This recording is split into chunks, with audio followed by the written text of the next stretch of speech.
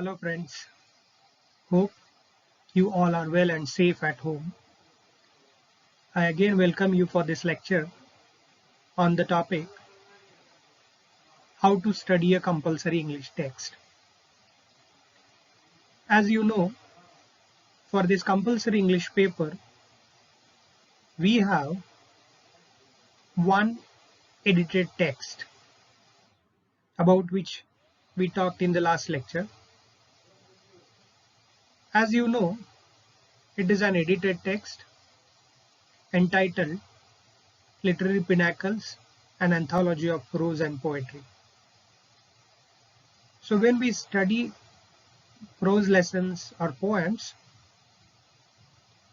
is there any kind of a pattern? How to study them? And while studying components from language, how to plan our study? So such kinds of important issues we'll discuss in this lecture. I hope you will enjoy it. This is the prescribed text for our compulsory English paper. And as we have already discussed in the previous lecture, in this text, there are two important sections. The first section consists units from the literature components, and in the second section, there are topics from the grammar and communication skills and soft skills. Here, in this lecture, we'll talk about some important sections which we find in the prose and poems, which are in the literature components. When you see the units from the literature component or in the literature section, you could see that in each and every lesson, either it is prose or poem, there are 5 important sections. And these 5 important sections are given here on the screen. The first important section you could find in a prose lesson is about the author. The second is about the text.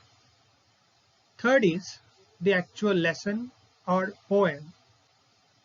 Fourth is glossary, and the last is comprehension, in which there are 3 types of questions. First is answer the following questions in 1 or 2 sentences each. Second is answer the following questions in about 30 to 40 words each. And third is answer the following questions in about 150 words each. So I think knowing all these sections are very important for the complete comprehension of a lesson.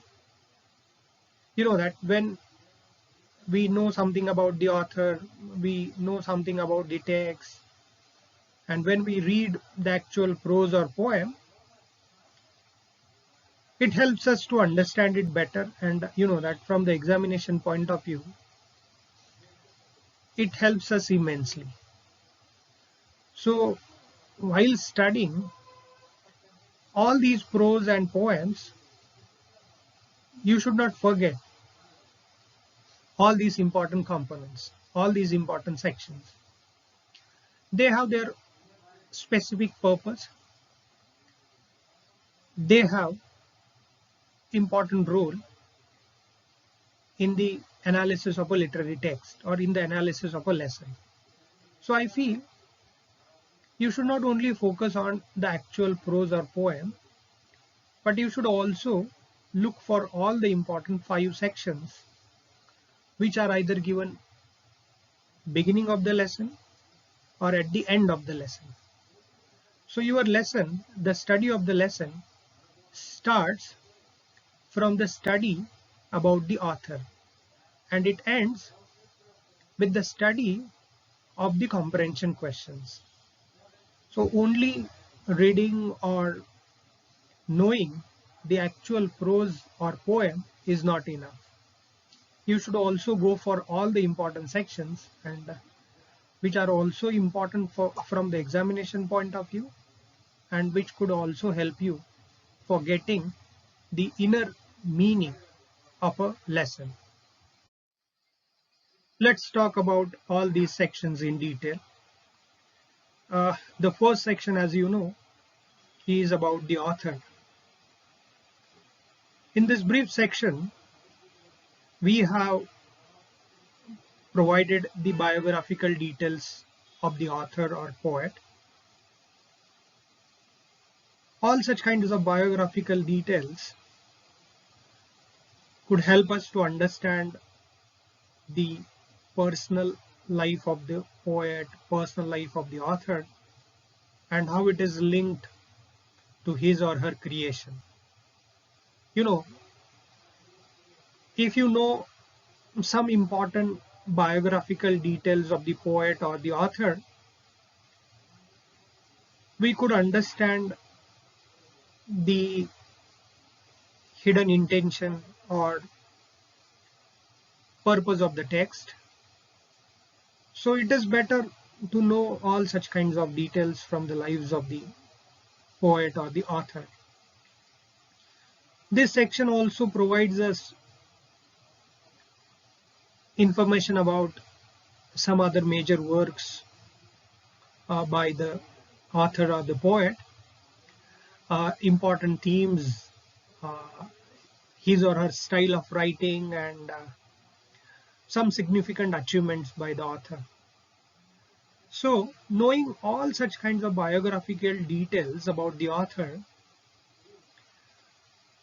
could help us relate the personal life of the author with the creation of him or her, and also it has an additional advantage. It also helps to know certain factual details and the relationship between the text and the author or the poet. The second section is about the text. Actually, it is a short summary of a lesson or of a poem. In this summary, we have given a brief note on important major themes of the lesson or poem, and also some important details are provided about the major characters and the plot or story of the lesson. So, before reading the actual lesson, I will suggest you that you should go for the second section, because once you are familiar with the summary, or once you are familiar with the storyline of the lesson or main message that is communicated in the poem in advance, you could understand well, and also it is easier for knowing the text, it is easier for analyzing a poem. So it's a kind of a summary, short summary, and before reading the text you should go for this summary. And also you know that in the comprehension question we have broad answer type questions, and this kind of a summary could help us while preparing answers, such kind of broad answer questions. The third section is the actual poem or a lesson, and I will suggest all students that they should read the original poem or the original lesson, and while reading the actual lesson you should focus on the main plot or storyline of the lesson. Simultaneously, you should look for the main characters or the major characters from the lesson, minor characters from the lesson and their interpersonal relationship, uh, how they are connected to each others, what kind of dialogues or what kind of language do they use. You should also go for the setting of the story where all the important actions uh, are taking place. Is there any kind of a connection with the main theme of the story? And also, you should look for some important literary elements, some important features in a poem. Suppose, what are the prosodic features used by the poet? So you should look for all such kinds of literary elements used by the poet or the author. Simultaneously, you should also go for major themes which are communicated or the message that is given through the poem. So, reading actual original lesson is very important, and while reading it, you should look for themes, you should look for characters, you should look for plot, you should also look for narrative technique, you should look for setting and the important messages communicated into that story or into that lesson. So here, all such kind of things that students are supposed to look into the lesson, they should find out in a poem. The fourth important section is glossary. Uh, this is the section you could find after the actual lesson or after the poem. I think it is very important section because it provides you the meaning to the unknown words.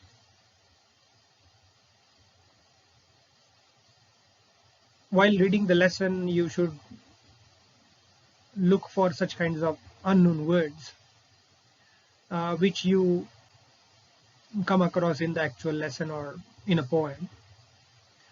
Uh, while reading the poem, simultaneously you should look at the meaning of these unknown words, because after most of the time these words are read after reading the actual poem or after reading the actual lesson. But when you read it simultaneously while reading the actual poem, you could understand it better, and also how to identify which words are given in the glossary. There is a common feature, and that feature is all such words you find in the poem or a lesson in bold font. So whenever you come across to such kinds of words in a bold font, it means their meaning is provided in the glossary section. And when you see or when you check the meaning of such unknown words, there is a possibility of not, you know, um, going in a different direction while reading the text. Another thing I will suggest to you is that it is not possible to provide meanings of all the unknown words, meanings of all the unfamiliar words. So students, they should develop the habit of gauging the meaning of the words, because uh, it's a time consuming task always checking meaning in the dictionary or finding it in the glossary. So I will suggest you, on the basis of the earlier meaning, on the basis of the preceding meaning, you could gauge the meanings of unfamiliar words, and that could save your time, that could help you to retain the tempo of your reading. It is not that you should only go for the words which are provided in the glossary, but it is quite possible that you may come across some more words which are unfamiliar to you or which are quite unknown to you. So you should also check its meaning in the dictionary. You should also check its usages. So always having a good dictionary with you while reading or while studying is very important. It is very essential. So this glossary unit will help you to provide the meanings, different interpretations of the words which are given in a bold font in the actual lesson. The last section in the literature component is comprehension. As you know that it is very important section from the examination point of view.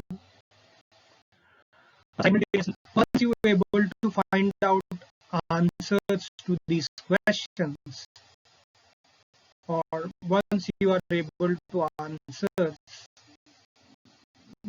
these questions, it means you understood it better, you understood it well. So after reading the lesson or a poem, I will suggest that you should also read very carefully the questions which are provided in the comprehension section. There are three different types of questions you find or you could see in the comprehension section. First is answer the following questions in one or two sentences each. So here it is supposed that you should answer these questions in either one word or in one sentence. So it checks your minute, it checks your very specific understanding of a lesson or a poem. Then we have second type of questions, that is answer the following questions in about 30 to 40 words each. It is a little bit longer, and it checks, it assesses more detailed understanding of the lesson. In both the questions, question number 1 and question number 2, answer should be very specific. It should not be vague, and it is up to the mark. You should not elaborate it, you should not explain it. So it should be very specific, particular, and precise. The third type of question is answer the following questions in about 150 words each. So this is broad answer type question. It checks your detailed understanding of the lesson, the kind of a background, the correlation, the hidden purpose, the hidden meaning of the text. So all such kinds of things are assessed with the help of the answers of these questions. You know that this question is also important from the examination point of view. Simultaneously, while preparing answers to these questions, it is important to read the actual lesson, or it is important to read the original poem. But as I suggested you earlier, the section number 1 and the section number 2, that is about the author or about the lesson or about the prose or poem, they are a good help, because while preparing answers to the questions from the third section, from the third unit, you should provide the answer very precisely, and also you should able to elaborate it, you should explain it, cite some examples from the lesson, quote some text from the lesson. Uh, Sometimes you should go out of the text also. So here, this comprehension section, it checks your understanding of the lesson. Either it is very specific, either it is very precise, or whether you understood it broadly or not. And it is also important section from the examination point of view. So students, they should pay more attention on this section as well. So while reading uh, all the lessons from the literature component, you should read very carefully all the 5 sections about the author, about the text, the actual poem or a prose lesson, the uh, glossary section, and questions from the comprehension section. So it is not enough to read only the summary of the lesson or story or message from the poem, or it is also not enough to read only the original poem or the original text. You should go for all the sections in all the lessons very carefully. I hope I made any sense to you. In the next lecture, we'll talk about the first lesson, Uncle Podger Hangs a Picture. Thank you.